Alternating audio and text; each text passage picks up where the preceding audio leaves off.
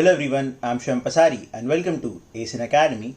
Now as you can see from the title of this video, in this video we will discuss all the basic and fundamental properties of a parallelogram. So without further ado, let's begin with our topic.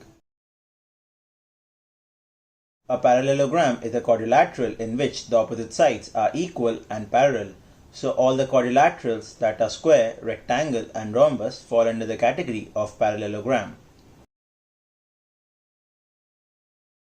The straight line joining two opposite ends in a quadrilateral is called as the diagonal of that quadrilateral.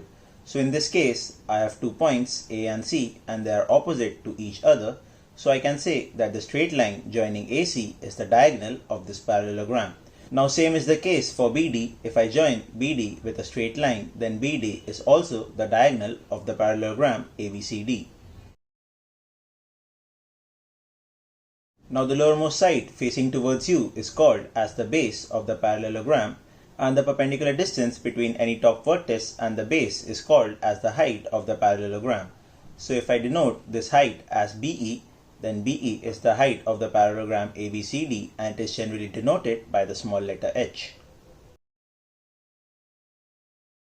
The first property is that the opposite sides in a parallelogram are parallel to each other. So I can say that AB is parallel to CD and BC is parallel to AD. The second property says that the opposite sides are equal as well. So I can say that BC is equal to AD and AB is equal to CD.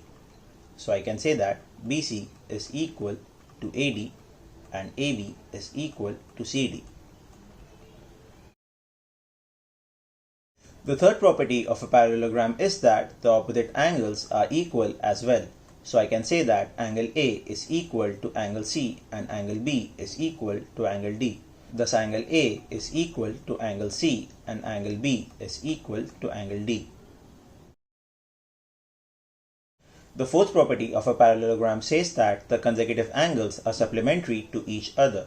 So I can say that angle A plus angle B is equal to 180 degree.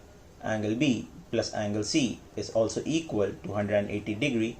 Angle C plus angle D is also equal to 180 degree. Last but not the least, angle D plus angle A is also equal to 180 degree. The fifth property says that the diagonals of a parallelogram bisect each other. So the diagonals AC and the diagonals BD bisect each other.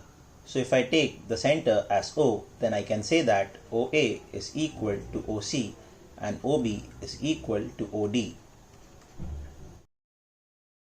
The sixth and the last property is that the four triangles formed by the intersection of both these diagonals are equal in area.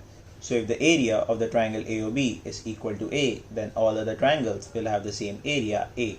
This also implies that if the area of the smaller triangle is A, then the total area of the parallelogram is equal to 4A.